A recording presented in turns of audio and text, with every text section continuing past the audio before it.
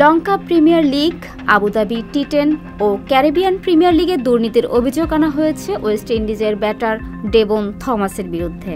আন্তর্জাতিক cricket council মঙ্গলবার সাময়িক নিষিদ্ধ করেছে এই ক্রিকেটারকে।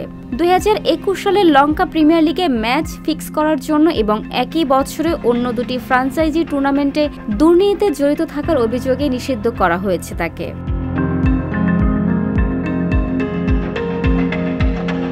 থমাস শেষবার ওয়েস্ট ইন্ডিজের হয়ে 2022 সালের আগস্টে খেলেছিলেন। তার বিরুদ্ধে আইসিসির দুর্নীতি বিরোধী কোডের অধীনে 7টি অভিযোগ আনা হয়েছে। দুবাইয়ের সংযুক্ত আরব আমিরাতের বিপক্ষে আসন্ন ওয়ানডে সিরিজেও দলে জায়গা পেয়েছিলেন তিনি।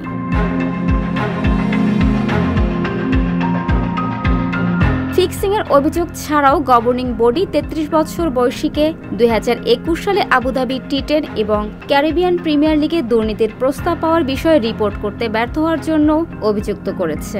গুরুতর অভিযোগের জবাব দেওয়ার জন্য থমাসের হাতে 14 দিন সময় আছে। সবচেয়ে গুরুতর অভিযোগ লঙ্কা প্রিমিয়ার লিগ 2021-এ ম্যাচের ফলাফল প্রভাবিত করার জন্য একটি চুক্তির অংশীদার হয়েছিলেন তিনি।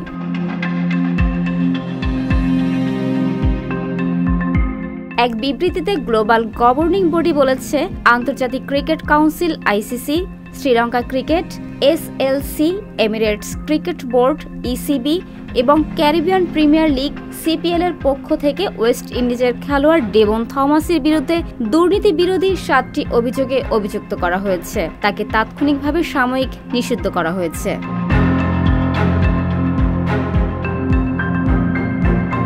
আইসিসি এক বিজ্ঞপ্তিতে আরও দাবি করেছে যে থমাস তদন্তের সময় দুর্নীতি বিরোধী কর্মকর্তাদের সহযোগিতা করেননি। থমাস একটি টেস্ট, 21টি ওয়ানডে ম্যাচ এবং 12টি টি20তে ওয়েস্ট ইন্ডিজের প্রতিনিধিত্ব করেছেন। গত বছরের ডিসেম্বরে অস্ট্রেলিয়ার বিপক্ষে থমাস একমাত্র টেস্ট ম্যাচ খেলেছেন। প্রথম শ্রেণীর ক্রিকেটার হিসেবে তিনি বেশ পরিচিত মুখ।